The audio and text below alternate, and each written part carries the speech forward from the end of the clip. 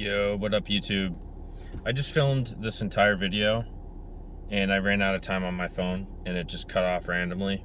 And I'm so fucking lazy that I'm just not gonna go through and edit this shit because I kind of want to make these videos simple, raw, and straight to the point. And I'm really not the best speaker naturally like this, especially with the anxiety that I kind of have, but I prefer to do it this way because it's raw, authentic, and shows my real experience. Basically, this video is just going to be a continuation of the Quitting Kratom series. Happy to report that as of today, I am 53 days sober. After my last video, I think I was 38 days sober from Kratom, 7-OH, extracts, anything mitragynine. I am sober from all of it. I'm also medication free as well for much longer than that, probably a few months since I've taken any Wellbutrin, any depressants, many years since I was taking Seroquel, which I was on for a multitude of years. In any case, I am completely raw dog sobriety other than caffeine and sugar, if you count sugar. Sugar is a pretty potent drug. However, not in the sense that Kratom is, or any other harder drugs like, any other opiates or any other harder drugs like dissociatives or anything like that. So, I just want to report that after I had made the last video, at day 40 to day 47 roughly, give or take, I had a downturn. And so this downturn consisted of just a return of depressive thoughts. It had a return of very strong anxiety mixed with that, which is quite normal for myself. And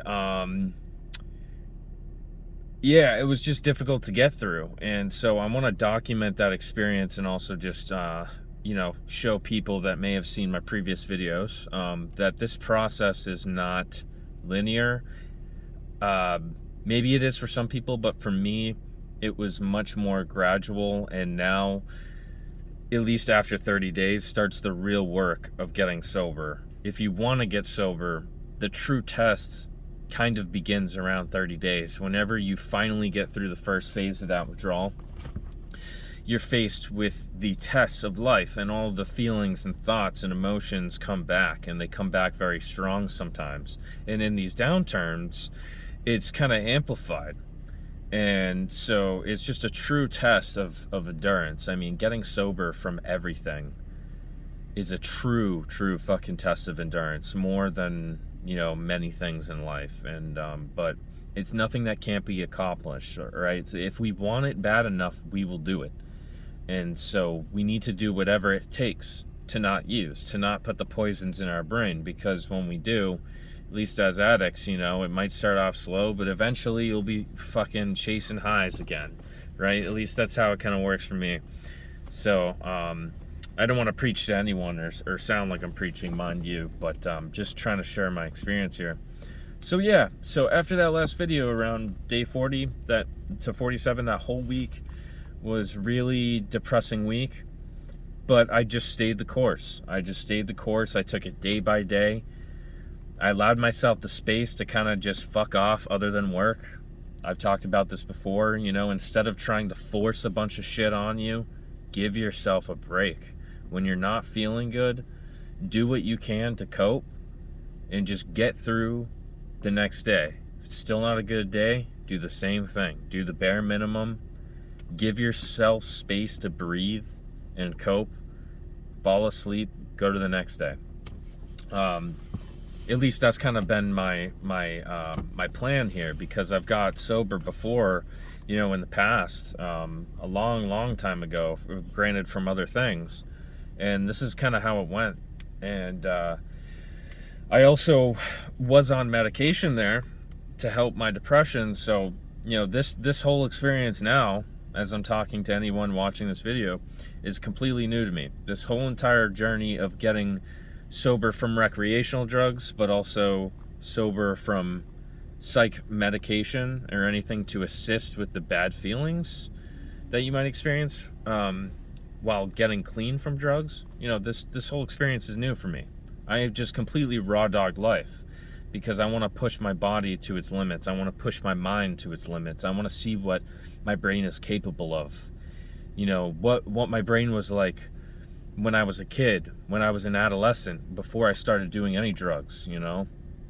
I want to really just see what's there. And so I'm kind of expecting, you know, this ride, this journey of sobriety is not going to be linear. And so yeah, the positives though, other than that downturn, is that my sleep has been really good. I've been having, man, some of the best sleep of my life, actually. And I have never been truly a good sleeper, but I've had some of the best sleep of my life. I think throughout this entire, for the last 30 days probably, or let's say 25 days roughly, from like day 28 till now, I've gotten consistently good sleep, like a consistent 8 hours, right?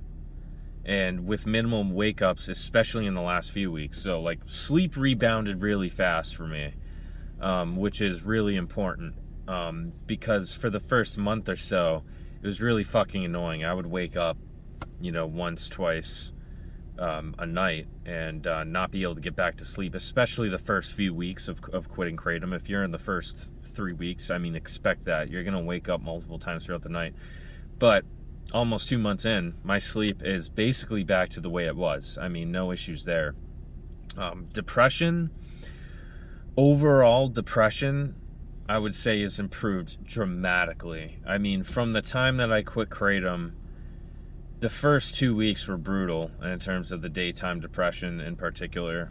But right now, I would say, other than the downturns, which consist of emotional dysregulation and kind of bad moods, depressive moods, actual depression as a whole, the lens of my life is, the depression is not severe. I would say is probably a 3 or a 4, if that.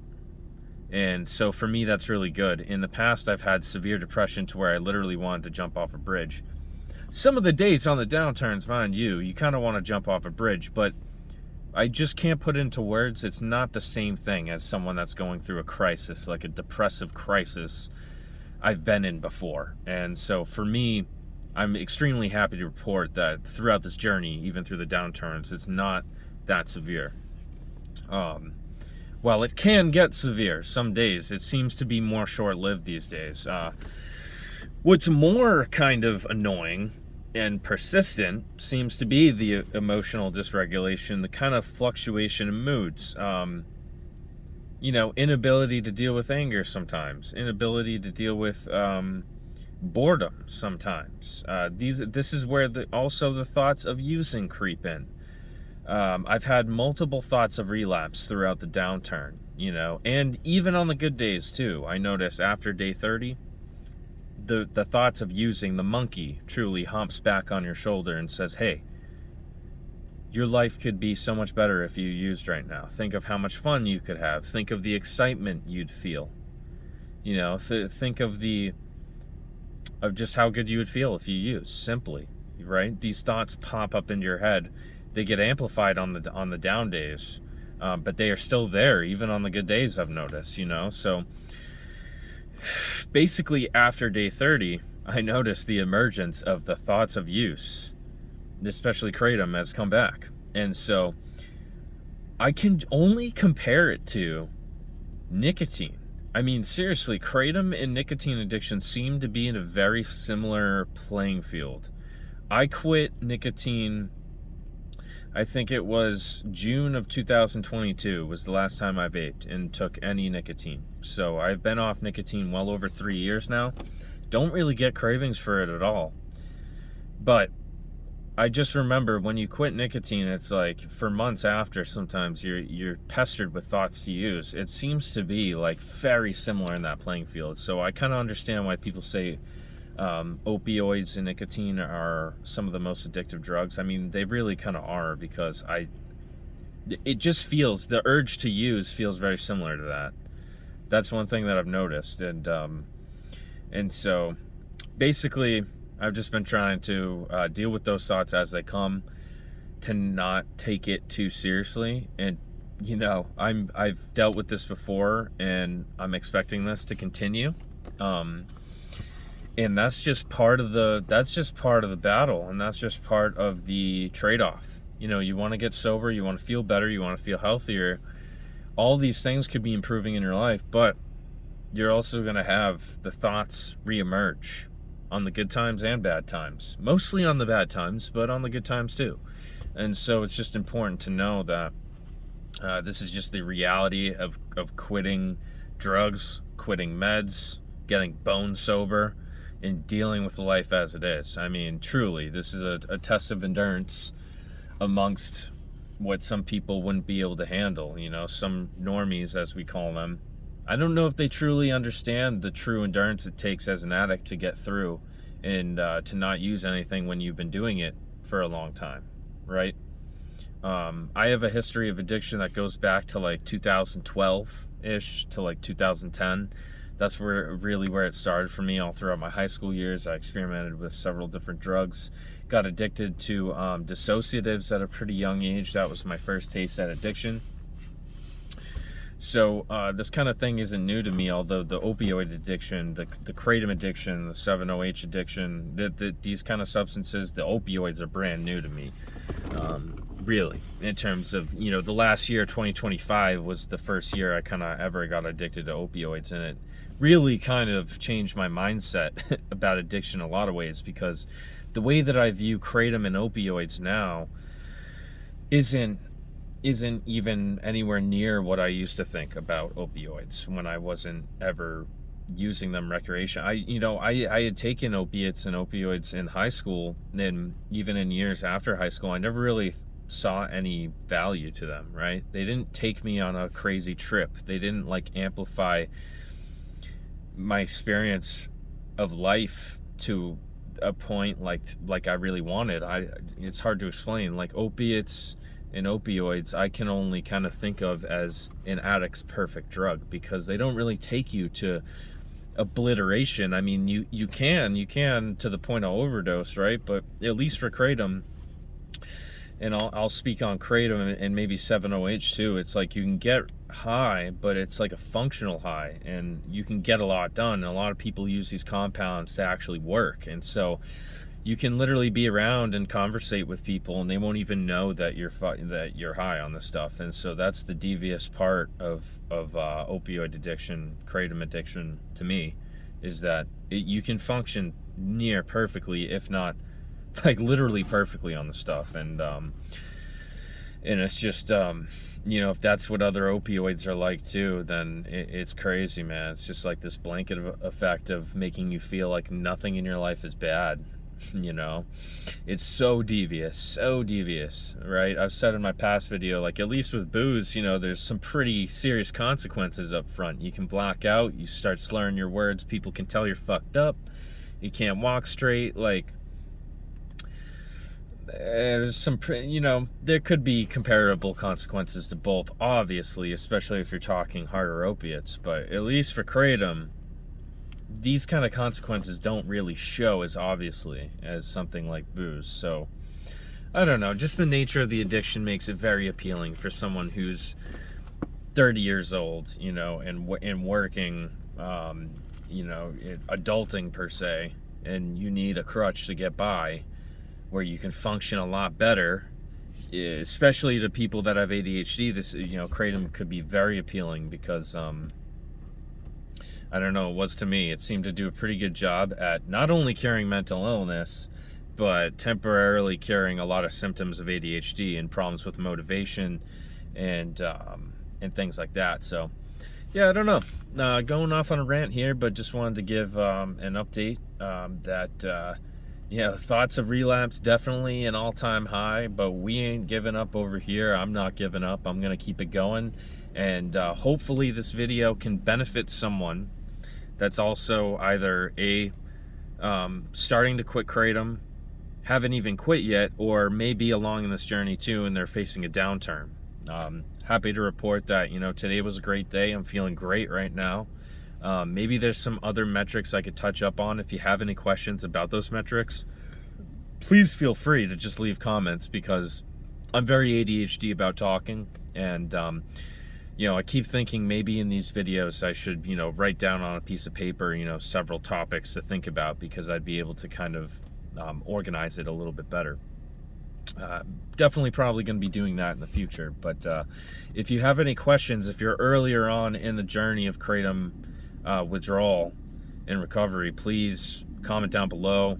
Do my best to get back to you. And to anyone else going through this journey, just keep going forth. It does get better. It's not all doom and gloom. I wanted this video to kind of show the realities of the downturns of the journey of sobriety.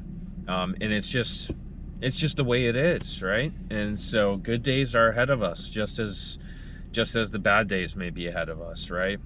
But eventually the bad days, they have to wean more and more until eventually they get to a point where, they're not really occurring so often. They might not be bothering, you as much, right? So this is the whole point of getting sober, getting our lives back, taking control, nipping the addiction right in the butt, and just, trying to live the best life that we can, away from substances, away from anything that's going to cloud our mind, our judgment, and most importantly, take away our soul. Like, we need to keep our soul intact. So thanks for watching this incredibly, possibly incoherent video. I'm not the best at talking or organizing, so if you see this again and you're early in the journey, just keep at it, one day at a time. Happy to report that although things have been on a downturn, I'm on the upswing again. And so things really do get better in a lot of margins. It's not all doom and gloom. Things rebound, and can rebound pretty quick. So thanks for watching, guys. I do appreciate the support, and to all of you going through this, stay strong. Peace.